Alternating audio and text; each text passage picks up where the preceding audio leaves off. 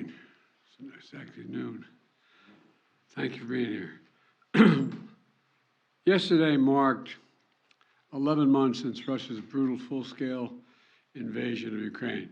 11 months in which the Ukrainian people have showed Putin and the world the full force of their courage and the indomitable determination to live free. And through every single step of this horrific war, the American people have been strong and unwavering in their support, and Democrats and Republicans in Congress have stood together.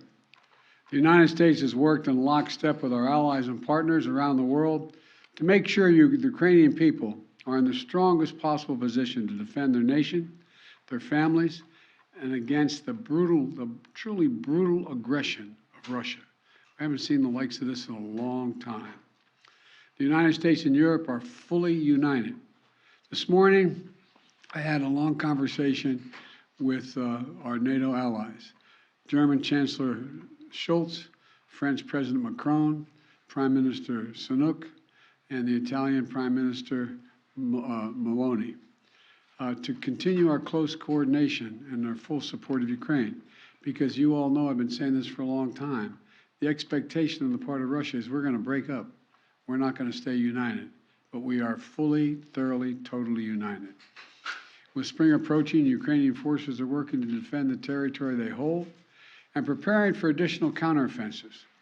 To liberate their land, they need to be able to counter Russia's evolving tactics and strategy on the battlefield in the very near term. They need to improve their ability to maneuver in open terrain, and they need an enduring capability to deter and defend against Russian aggression over the long term. The Secretary of State and the Secretary of the military behind me they've been deeply involved in this whole effort. Armored capability, as General Austin will tell you, has been critical, and that's why the United States has committed hundreds of armored fighting vehicles to date, including more than 500 as part of the assistance package we announced last Friday. And today I'm announcing that the United States will be sending 31 Abrams tanks to Ukraine, the equivalent of 1 Ukrainian battalion. Secretary Austin has recommended this step because it will enhance the Ukraine's capacity to defend its territory and achieve its strategic objectives. The Abrams tanks are the most capable tanks in the world. They're also extremely complex to operate and maintain. So we're also giving Ukraine the parts and equipment necessary to effectively sustain these tanks on the battlefield. And we'll begin to train the Ukrainian troops on these issues of sustainment, logistics, and maintenance as soon as possible. Delivering these tanks to the field is going to take time. Time that we'll use to make sure the Ukrainians are fully prepared to integrate the Abrams tanks into their defenses. We're also closely coordinated this announcement with our allies.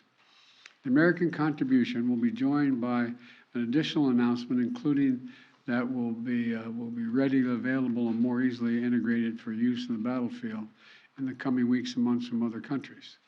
I'm grateful to Chancellor Scholz for providing German Leopard 2 tanks and will lead an effort to organize a European contribution of 2 tank battalions for Ukraine. I want to thank the Chancellor for his leadership and his steadfast commitment to our collective efforts to support Ukraine. Germany has really stepped up. The Chancellor has been a strong voice for unity, a close friend, and for the level of effort we're going to continue. Supporting Ukraine's ability to fight off Russian aggression to defend its sovereignty and territorial integrity is a worldwide commitment. Not just it's a worldwide commitment. Last week, in Germany, Secretary Austin convened the Ukraine Defense Contact Group for the 8th time.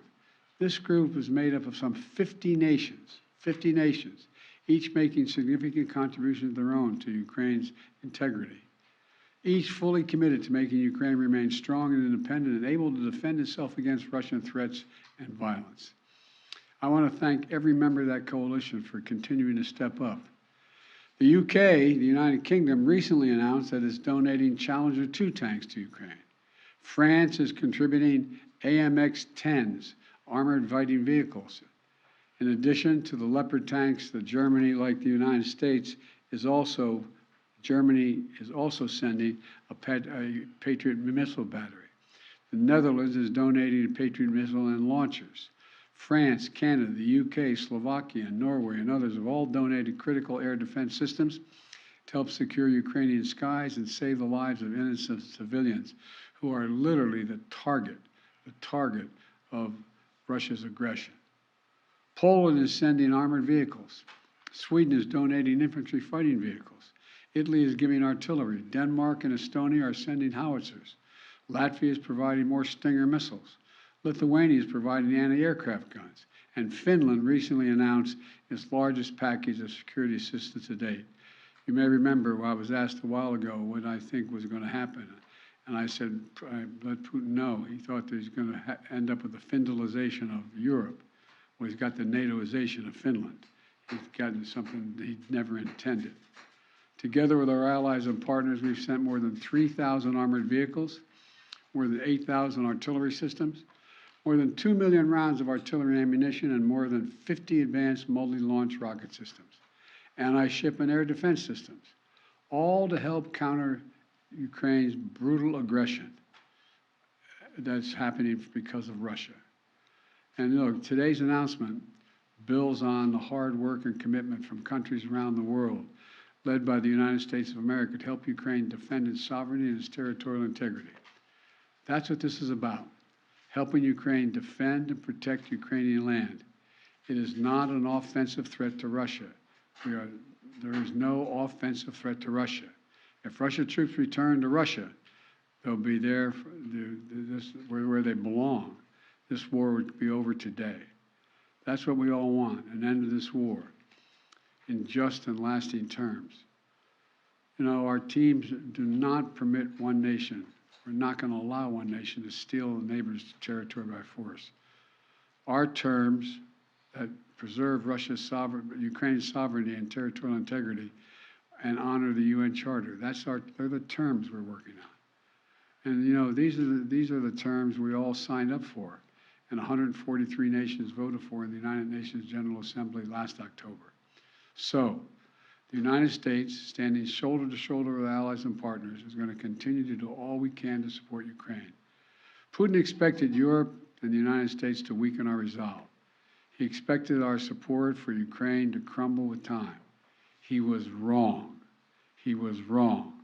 And he was wrong from the beginning, and he continues to be wrong. We are united. America is united, and so is the world. And we approach the one-year mark, as we do, of the Russian full-scale invasion of Ukraine. We remain united and determined as ever in our conviction and our cause.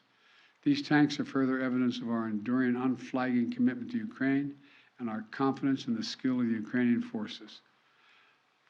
As I told President Zelensky when he was here, and today's his birthday, by the way, in December, we're with you for as long as it takes, Mr. President.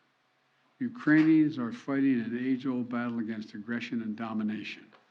It's a battle Americans have fought proudly, time and again. And it's a battle we're going to make sure the Ukrainians are well equipped to fight as well. This is about freedom. Freedom for Ukraine. Freedom everywhere. It's about the kind of world we want to live in, the world we want to leave to our children. So may God protect the brave Ukrainian defenders of their country and keep the flame of liberty burning brightly as we can. Thank you. Mr. President, why are you taking this decision now? Did Germany force you to change your mind on sending tanks? Germany didn't force me to change your mind. We wanted to make sure we were all together. That's what we're going to do all along. And that's what we're doing right now. Thank you. Mr. President, any response to the Pence disclosures of classified documents? Sir, are the searches of your homes completed? Mr. President, when is Jeff Zients starting as your next Chief of Staff?